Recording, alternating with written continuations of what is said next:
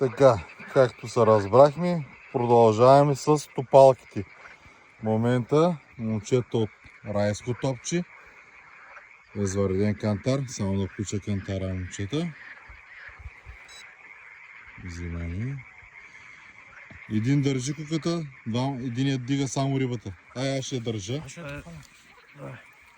Здраво. Леко. Да, пусни, чакай.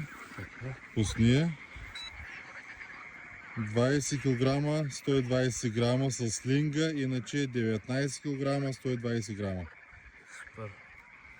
Така, сваляме. Сега внимателно, кой ще пуска във водата? Чипирана е, направена е. През малко се завърти към мен, така, точно така. Давай, повече не отива, че не ставаш далеч. Още там бури.